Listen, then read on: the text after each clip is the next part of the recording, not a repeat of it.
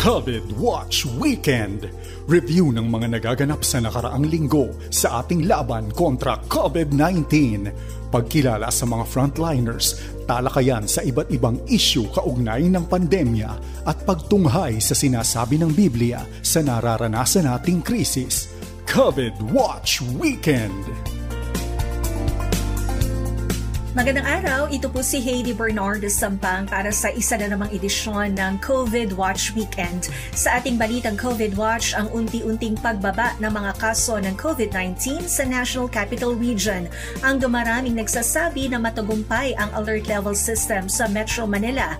Gayon din ang desisyon ni Pangulong Duterte tungkol sa pagsusuot ng face shield at ang apela ng ilang airlines patungkol sa mga dumarating sa Pilipinas mula sa ibang bansa.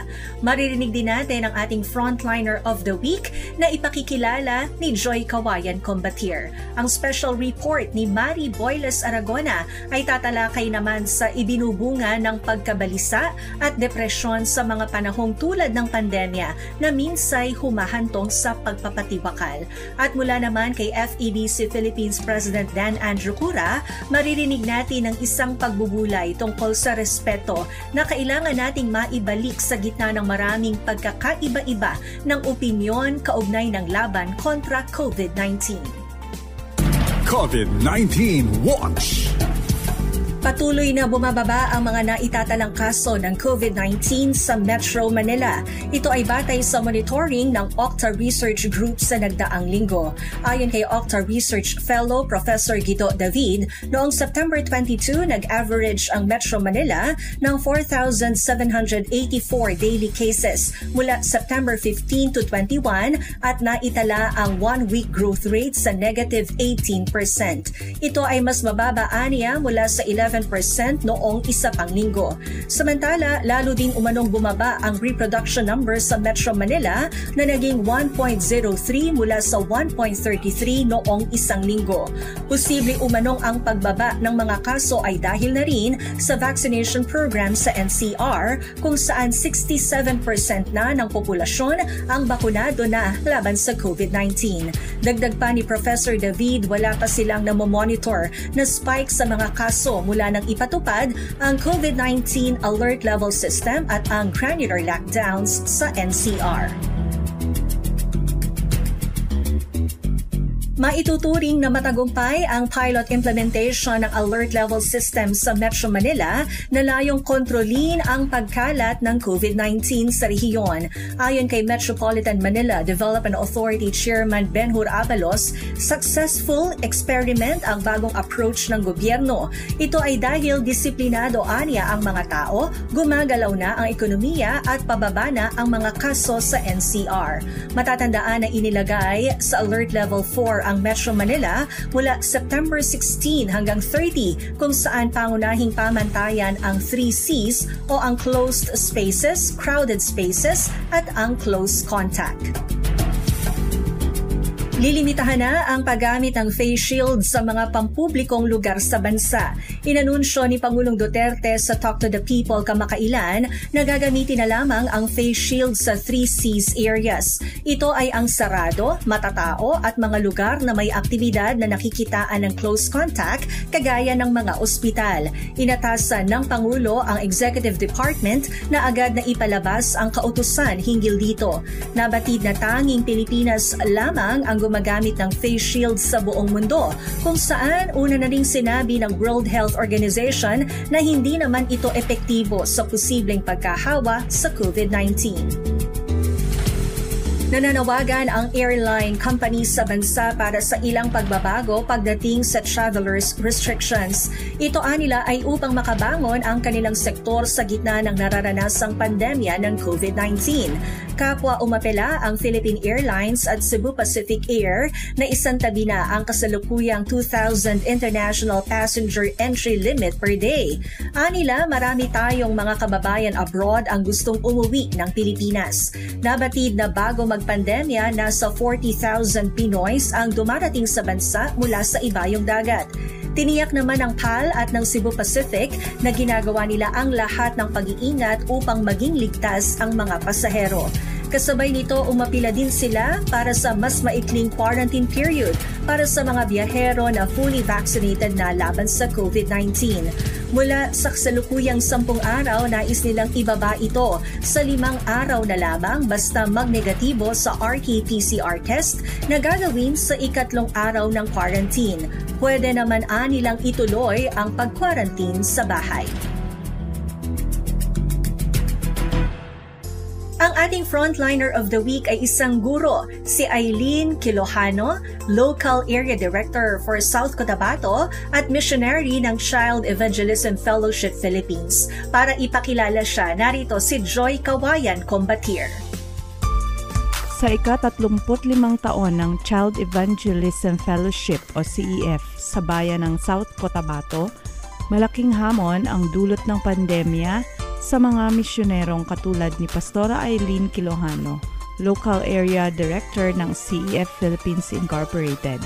Paano nga ba nag-adjust ang ating frontline missionary sa context ng Child Evangelism Ministry? Iba din yun mga kinakaharap ng mga missionaries like me na mga challenges kasi maraming mga kinagawi ang gawain na hindi na namin pwedeng gawin kagaya ng paglilibot, pag-outreach na dati malayang nakakapunta kahit saan. Napakabilis at sandali lang pwede mong ipunin yung mga bata kahit na nandiyan lang sa mga streets. Pwede kang makipagkwentuhan, pwede mong i-gather para makapagturo, and anytime pwede ding mag-gather para turuan yung mga magtuturo. Pero ngayon, dahil sa situation and considering din yung mga maaaring maging effect kapag kami ay nag-gather, so yun yung mga challenges, tinigil muna namin yung mga face-to-face ministries, lalong-lalo na sa mga areas na merong mga surges o mas marami yung mga cases. Although in some part of the province, welcome pa naman kami. Pero iilan-ilan lang talaga yun. Bihirang-bihira yung mga ganong pagkakataon. So, simula last year na nag-hard lockdown, instead of just waiting na matapos na sana agad yung pandemya, the Lord led us to intensify yung mga online ministries at saka yung digital ministry natin. In partnership din nga with DXAI, nagpo-produce ang CEF ng Bible class na 30 minutes, piniplay on air at napapanood din sa Facebook. At yun din, yung mga digital resources na yun ay pinapasa natin sa mga churches, church partners natin para sila na magbigay noon sa mga families naman ng mga simbahan. And nakakatuwa kasi maraming mga nagtitestify na nakatulong yun dahil sa mga areas na hindi rin sila makapag-tipon for Sunday school, naging aid yun to help the families magkaroon ng kanilang mga family time, family devotion, family altar na tinatawag ng iba. Sabay-sabay nilang pinapanood yung 30 minutes na program and yun yung ginagawa nilang time with the children. So, nagkakaroon tayo ng more parent partners. Kaya maganda din ang naging actually ng pandemya sa aspetong ito ng ministry. Ibinahagi rin ng ating frontline missionary kung ano ang mga advantage at disadvantage ng online ministry at kung paano nila hinarap ang mga hamon nito. Sa online gatherings, although exciting siya, maganda siya, mabilis naman siya, pero dahil intermittent yung connection ng internet sa maraming areas na probinsya, madalas yung pinaka-struggle kasi na-frustrate yung mga bata. Gusto nilang sumali pero dahil nga weak ang connection, sa choppy yung mga signal, so nadidistract ang kanilang learning. Minsan nagkukos yun ng frustration. Pero so far naman, kumbaga tolerable. Ma-observe mo lang rin yung desire ng mga kids to really learn. Kasi kahit mapuputol, babalik lang rin talaga. Ang iba, dati nagreklamo, naku, wala kaming pang-loan, wala kaming budget. Pero we started to see na nakikita yung value nito. Kaya we have observed na mas marami yung nagpa-partner at nakikita nilang, well, this is not the best option, pero at least meron, di ba? Pwede nating makater yung need ng mga bata, lalong-lalo na ngayon na increasing yung malalim na sadness ng mga bata na they really needed yung social interactions, hindi lamang yung mga spiritual lessons na dapat nilang maririnig at matanggap, kundi maging yung mga time with other kids, nakakatulong yung involvement nila even kahit online lang. Kasi nakikita nila, wow, may mga iba pa pala, di ba? So, it encourages them. Somehow, yun yung nagiging way para ma-push din maging ang iba nating mga church partners to also engage in online ministries. Kaya yun, exciting. Kaya praise the Lord for opportunity na makapagpatuloy. Dati yung 5-day club natin, sa kung saan lang yung purok natin, kung saan lang yung mga kids na malapit sa ating mga churches or kung saan yung target na areas natin. So, maximum na tayo ng 100. Diba? Pag nag-e-effort talaga si simbahan, ako nakaka-100 yan. Pero nung nag-engage kami online, may mga batang uma-attend from Quezon City, from Laguna, diba? Iloilo, mga contacts.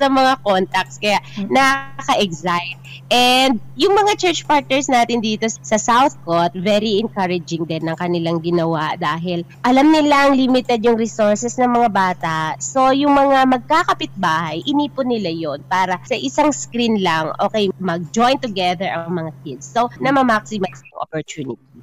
Sa huli, may warning si Pastora Ai patungkol sa online ministry at ano ang kanyang motivation sa gitna ng kanyang mga personal struggle.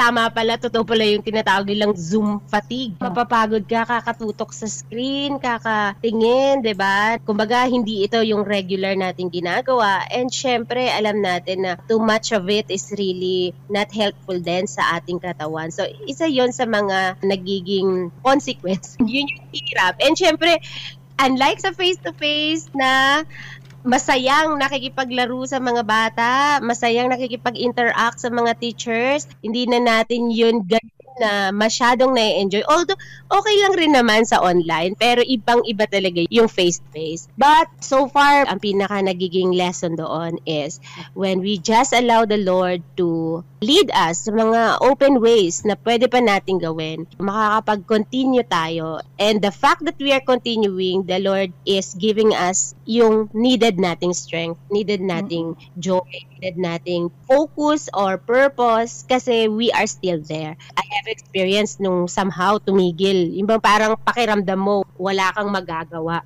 Nakaka-depress. Hindi ko maintindihan yung feeling na, ba't wala na akong magawa? Yung ganun na mga feeling. Dahil alam natin that the children need talaga yung encouragement from God's Word.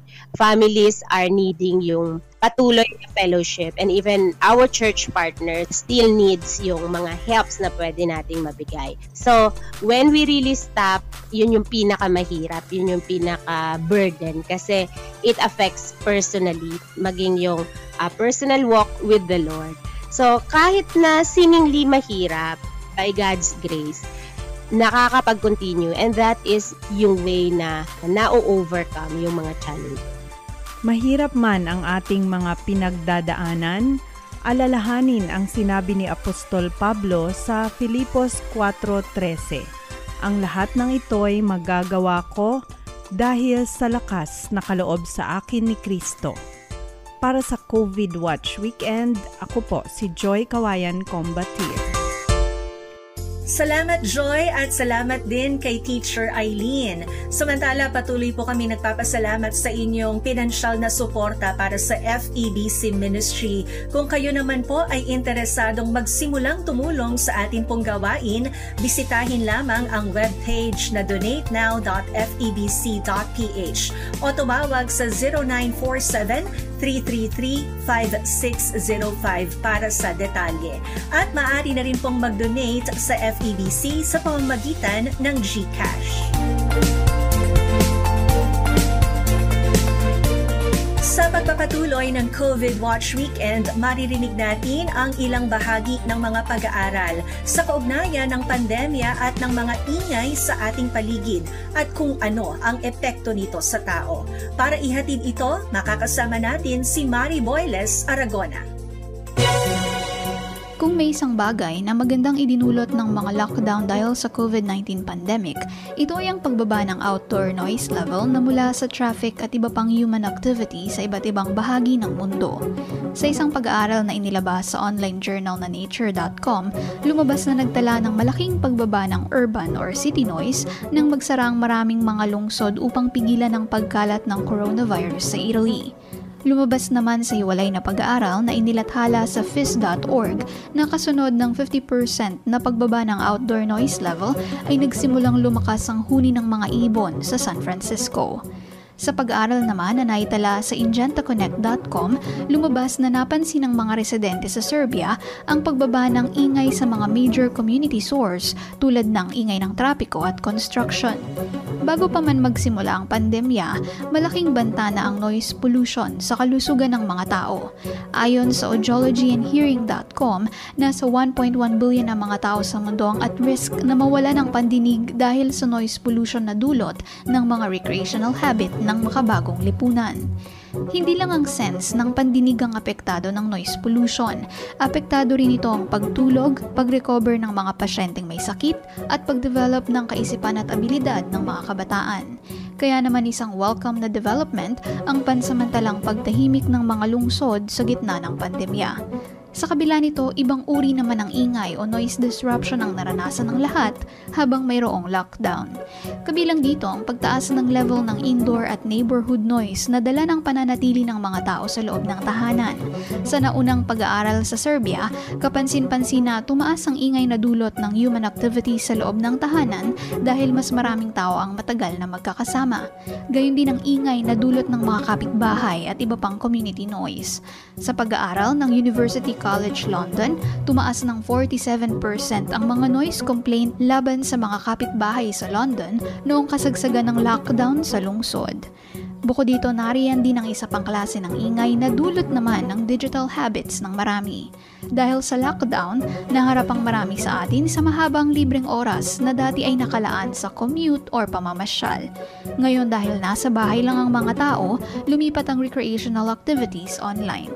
Kabilang dito ay ang pagdami ng mga webinars, mga online seminar na isinasagawa sa conferencing platform tulad ng Zoom o kaya naman ay naka-livestream sa social media. Dahil naghahanap ng productivity ang mga tao habang nasa quarantine, marami ang nagpuno ng kanilang libreng oras ng pagdalo sa kabi-kabilang mga webinar. At mahigit isang taon matapos ang paglaganap ng pandemya, isa na rin ito sa mga itinuturing na fallout mula sa COVID-19 na tinatawag na ngayong webinar fatigue.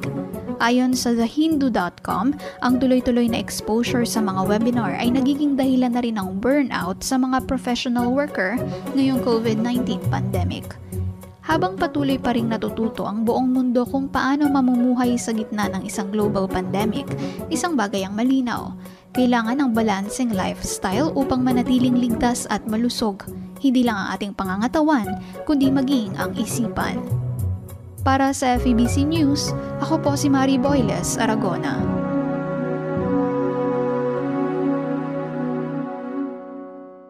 Maraming uri ng ingay sa ating paligid at meron din namang ibang uri ng ingay na hindi naririnig kundi nararamdaman sa pag-iisip at sa damdamin. Sa gitna ng maraming ingay sa mundo natin ngayon na nasabayan pa ng ingay na dulot ng pandemya sa ating buhay, kailangan nating hanapin ang katahimikan ng paligid at ng ating kalooban. Iyan ang buod ng pagbubulay na maririnig natin mula kay Dan Androcura, ang Pangulo ng FEBC Philippines. Napakaingay na ng mundo ngayon at lalo pang pinalala ng COVID-19 at ng pandemya. Mayroong ingay na nanggagaling sa ating kapaligiran tulad na lang yung ingay ng trapiko. May ingay din na dulot ng impormasyon at maling impormasyon sa social media at ang mga trolls at fake news na naririnig at napapanood natin. Nariyan din ang ingay ng komunidad, chismis, reklamo at alitan. At may ingay ding hatid ng mga balitang COVID, mga komersyal sa radyo at TV. At ngayon, nadagdagan pa ng pangangampanya ng mga politiko dito sa Pilipinas. Hindi lahat ng ingay ay naririnig. Minsan ang ingay ay mistulang kalat sa loob ng ating isipan. Marami tayong pinagsasabay-sabay na mga gawain, mga hindi na inaasahang pangyayari. Maituturing din nating ingay ang mga dinadala natin sa isipan, mga pag-aalala, pagkabalisa o yung depresyon. Minsan ay tinatanggap na lang natin na normal ang mga ganitong ingay sa buhay. Minsan naman, nakikisali pa rin tayo sa mga nag-iingay. At minsan, mas maingay pa tayo. Pero mas natural sa atin ang lumayo sa ingay at maghanap ng kaunting katahimikan. Kahit sandali man lang, kahit mababaw lang. Ganoon kahalaga ang katahimikan para sa atin. Narito ang ilang mga dahilan kung bakit natin hinahanap ang katahimikan. Una, mas naririnig natin ang tinig ng Diyos kapag tayo ay tahimik. Nababasa natin minsan na nagsasalita ang Diyos sa pamamagitan ng dagundong ng kulob. Minsan na may sinasaway ang nagagalit na unos. Ngunit ang madalas ay nangungusap ang Diyos sa malumanay at tahimik na bulong. Ganito ang pagkakaalam at pagkakausap kay Elias. May dumaan na napakalakas na hangin na bumitak ang mga bundok at dumurog sa mga bato. Pero wala ang Panginoon sa hangin. Pagkatapos ng hangin, lumindol. Pero wala rin ang Panginoon sa lindol. Pagkatapos ng lindol, may apoy na dumating. Pero wala pa rin ang Panginoon sa apoy. Pagkatapos ng apoy, may narinig siyang tinig na parang bulong. Nang marinig ito ni Elias, nagtakip siya ng kanyang muka gamit ang kanyang balabal. Lumabas siya at tumayo sa bunganga ng kuweba. Biglang may tinig na nagsabi sa kanya, "Ano ang ginagawa mo rito, Elias?" Unang Mga Hari, Kabanatang 19, talatang 11 hanggang 13. Sa ating panahon, nangungusap siya sa pamamagitan ng mabibigat na mga karanasan tulad na lang ng malubhang karamdaman o pagkawalay sa mahal sa buhay. Kapag huminahon na tayo sa kabila ng pagdadalamhati, saka natin naririnig ang tinig ng Diyos. Pangalawa, mas maririnig natin ang ating sarili kapag tayo ay tahimik. Dahil sa ingay ay nawawala ang ating atensyon sa mga dapat pinagtutuunan natin ng pansin. Hindi tayo makapag-isip ng maayos. Hindi natin maipahayag ang ating mga nararamdaman. Kapag naghahanap tayo ng katahimikan sa buhay, naririnig natin ang sarili natin na nakapag-iisip, nakapagmumuni-muni tayo. Natutukoy natin ang ating mga nararamdaman. Dumarating ang mga ito kapag nailalayo natin ang ating sarili sa ingay ng sarili natin at ng ating mundo. Pangatlo, nanunumbalik ang ating lakas kapag tayo ay tahimik. Sinasabi ng mga eksperto na ang madalas na pananahimik natin ay nakapagpapababa ng stress at nakapagdudulot ito ng mahimbing na tulog. Nagpapabuti sa kalusugan ng utak at natural na paghilom ng ating katawan. Mas nakatutulong ang katahimikan kaysa sa pakikinig ng mga malumanay na musika. Mas tahimik, mas payapa. Tandaan natin ang paanyaya ng Panginoon, ang ating mabuting pastol. Pinapahimlay niya ako sa luntiang pastulan at inaakay niya sa tahimik na batisan. Pinanunumbalik niya ang aking kalakasan. Awit 23, talatang 2 hanggang 3. Ang wika pa nga ni David, "Mapayapa ako at nasisiyahan, tulad niyong sanggol sa bisig ni inay." Awit 131, talatang 2. Pangapat, lumalago ang ating kalakasan at karunungan sa ating pananahimik. Ayon sa propetang Isaias, may lakas at tibay ng loob ang taong may katahimikan at kapanatagan. Magbalik loob kayo sa akin at pumanatag, dahil ililigtas ko kayo. Huwag kayong mabahala kung di magtiwala sa akin, dahil palalakasin ko kayo. Isaias, Kabanatang 30, talatang 15. Ayon kay Haring Solomon, may karunungan ang taong marunong manahimik.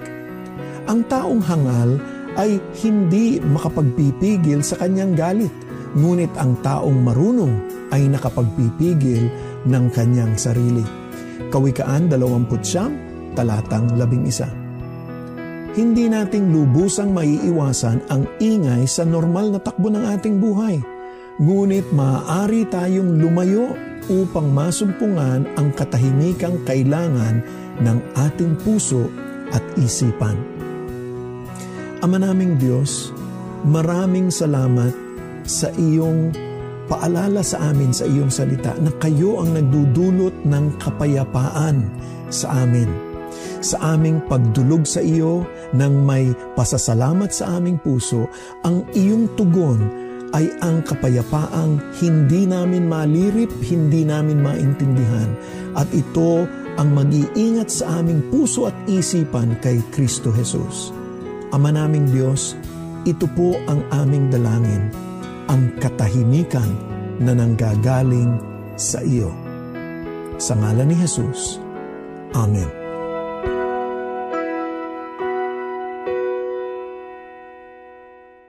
At dito na po nagwawakas ang isa na namang edisyon ng COVID Watch Weekend para sa linggong ito.